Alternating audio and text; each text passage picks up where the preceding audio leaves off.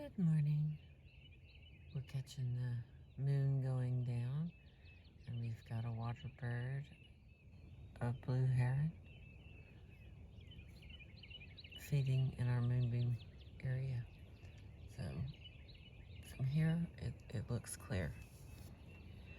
So the next part here on page 297, the social emotional dimension. While the physical, spiritual, and mental dimensions are closely related to habits 1, 2, and 3, centered on the principles of personal vision, leadership, and management. The social emotional dimension focuses on habit 4, 5, and 6, centered on the principles of interpersonal leadership, empathic communication, and creative cooperation. The social and the emotional dimensions of our lives are tied together because our emotional life is primarily, but not exclusively, developed out of and manifested in our relationships with others. Renewing our social emotional dimension does not take time in the same sense that renewing the other dimensions does.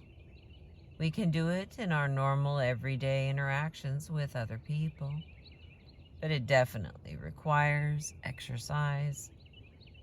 We may have to push ourselves because many of us have not achieved the level of private victory and the skills of public victory necessary for habit 4, 5, and 6 to come naturally to us in all our interactions.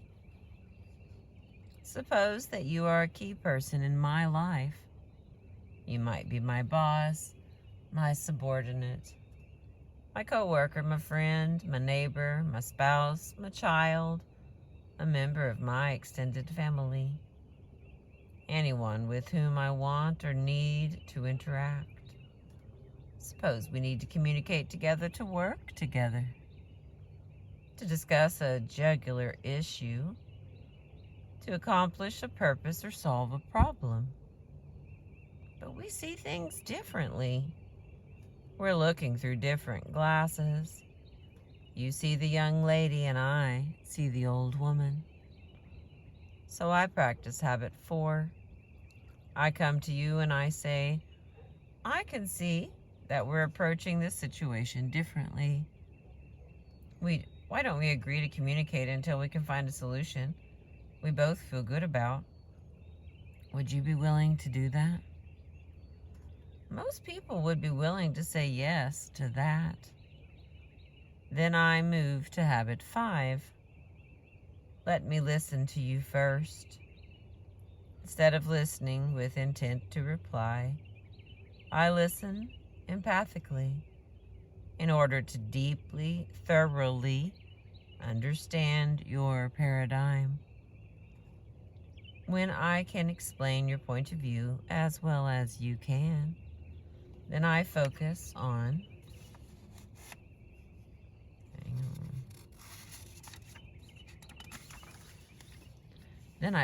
communicating my point of view to you so that you can understand it as well. I sure hope that's clear, my friends. It looks clear.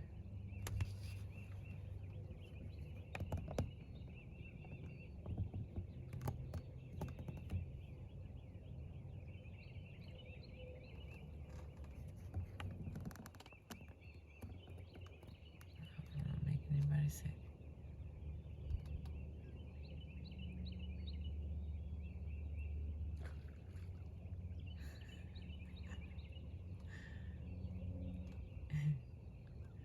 To be fair, he's been eating the whole time I've been here, so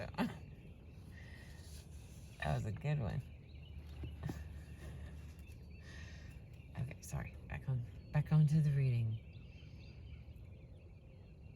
based on the commitment to search for a solution that we both feel good about and a deep understanding of each other's points of view, we move to habit 6. We work together to produce third alternative solutions to our differences that we both recognize are better than the ones either you or I proposed initially.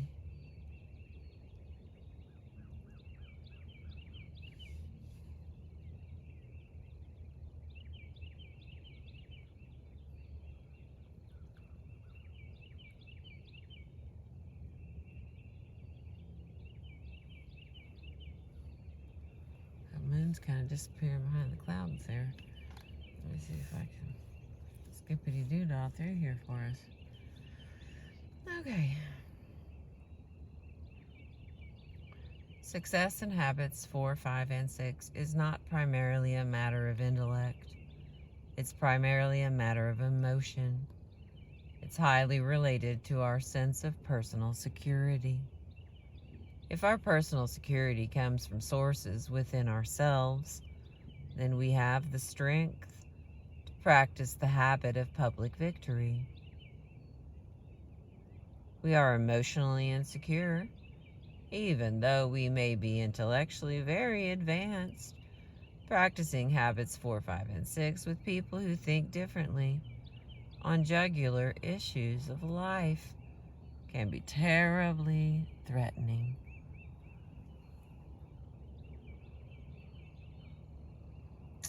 And that moon just disappeared. Where does intrinsic security come from?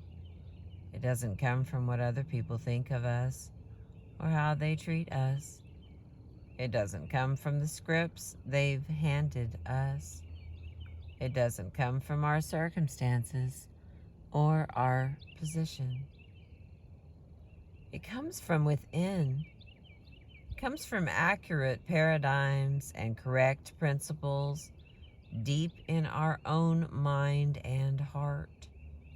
It comes from inside-out congruence, from living a life of integrity in which our daily habits reflect our deepest values. I believe that a life of integrity is the most fundamental source of personal worth.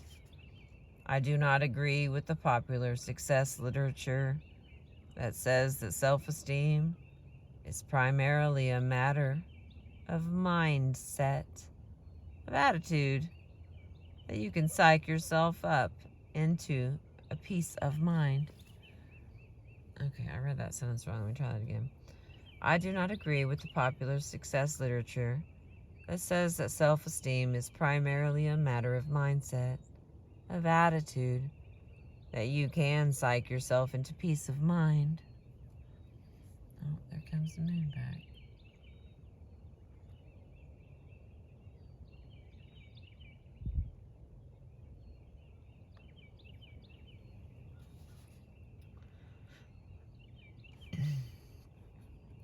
Alright, stay with me here.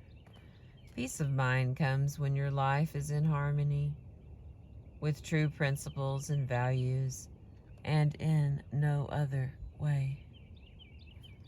There is also the intrinsic security that comes as a result of effective interdependent living. There is security in knowing that win-win solutions do exist.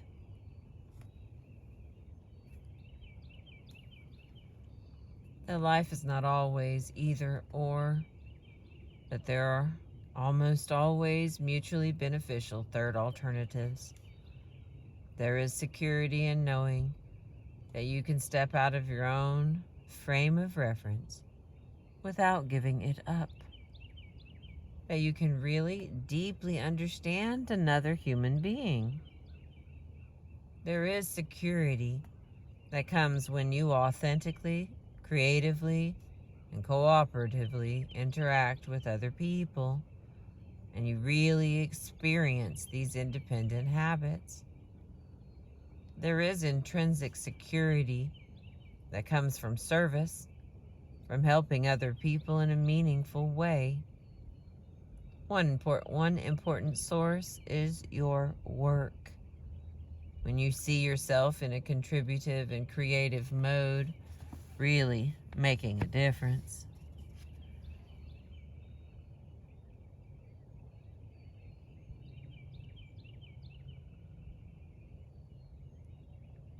I don't know how to make that moon any prettier, but I'm trying. It is really beautiful.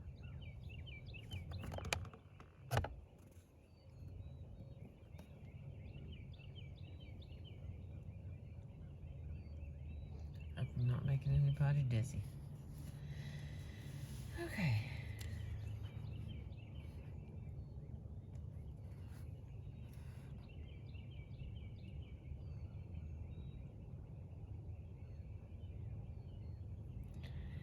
There is intrinsic security that comes from service, from helping other people in a meaningful way. One important source is your work.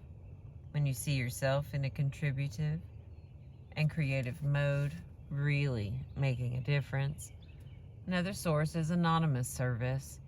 No one knows it, and no one necessarily ever will. And that's not the concern. The concern is blessing the lives of other people. Influence, not recognition, becomes the motive.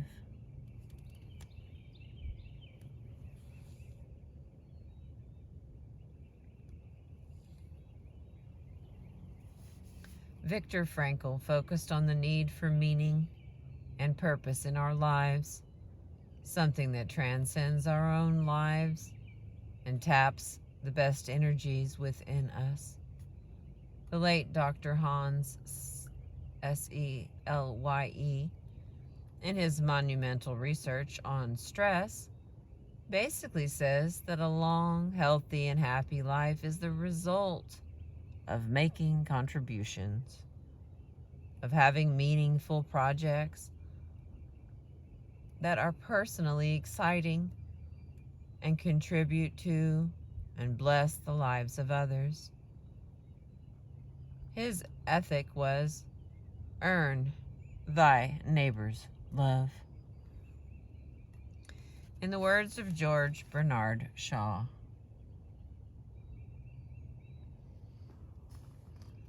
this is the true joy in life, that being used for a purpose, recognized by yourself as a mighty one, that being a force of nature instead of a feverish, selfish little clod of ailments and grievances, complaining that the world will not devote itself to making you happy. I am of the opinion that my life belongs to the whole community, and as long as I live, it is my privilege to do for it whatever I can. I want to be thoroughly used up when I die, for the harder I work, the more I live. I rejoice in life for its own sake. Life is no brief candle to me. It's a sort of splendid torch, which I've got to hold up for the moment, and I want to make it burn as brightly as possible before handing it on to future generations. N. Eldon Tanner has said, service is the rent we pay for the privilege of living on this earth. And there are so many ways to serve, whether or not we belong to a church or service organization, or have a job that provides meaningful service opportunities. Not a day goes by that we can't at least serve one other human being by making deposits of unconditional love.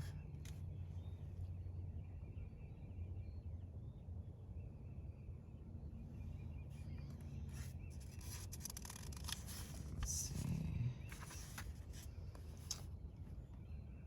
Add a little more. We're on page page 299. I've been reading to you from The 7 Habits of Highly Effective People by Stephen R. Covey.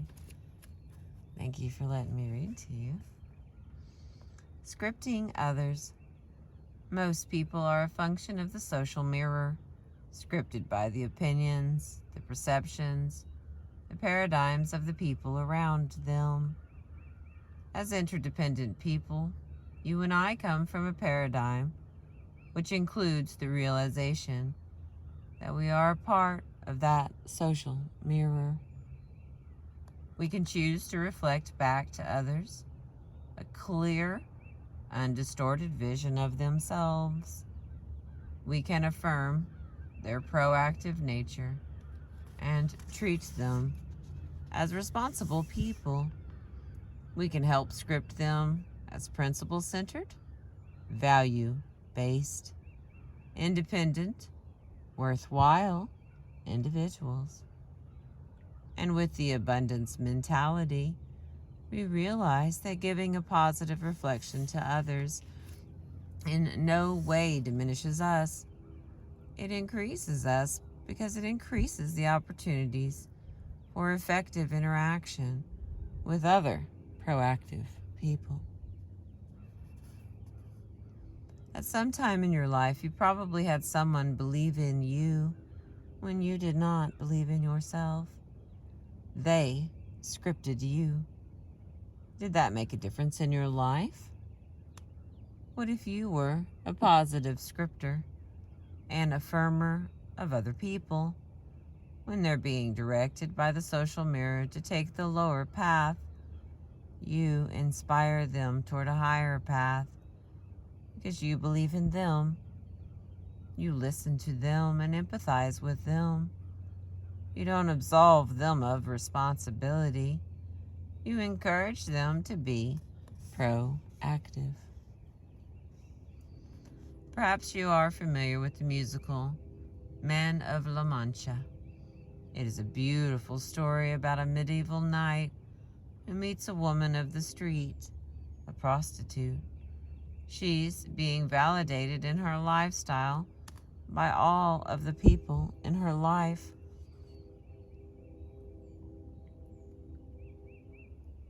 But this poet knight sees something else in her, something beautiful and lovely. He also sees her virtue, and he affirms it over and over again. He gives her a new name, Dulcinea, a new name associated with a new paradigm.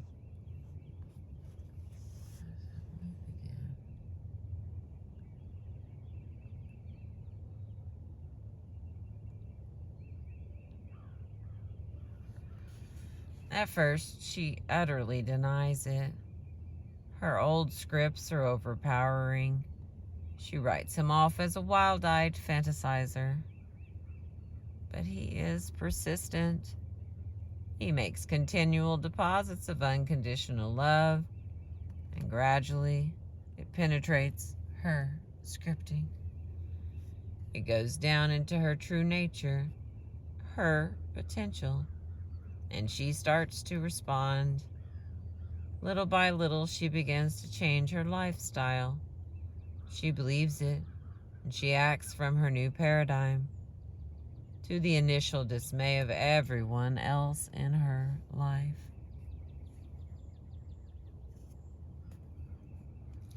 Later, when she begins to revert to her old paradigm, he calls her to his deathbed and sings that beautiful song, The Impossible Dream, looks her in the eyes and whispers, "Never forget, you're Dulcinea." One of the classic stories in the field of self-fulfilling prophecies is of a computer in England that was accidentally programmed incorrectly. In academic terms, it's labeled a class of bright kids, dumb kids, and a class of supposedly dumb kids, bright. And that computer report was the primary criterion that created the teachers' paradigms about their students at the beginning of the year. When the administration finally discovered the mistake 5.5 months later, they decided to test the kids again without telling anyone what had happened. And the results were amazing. The bright kids had gone down significantly in IQ test points. They had been seen and treated as mentally limited, uncooperative, and difficult to teach. The teachers' paradigms had become a self-fulfilling prophecy. But scores in the supposedly dumb group had gone up.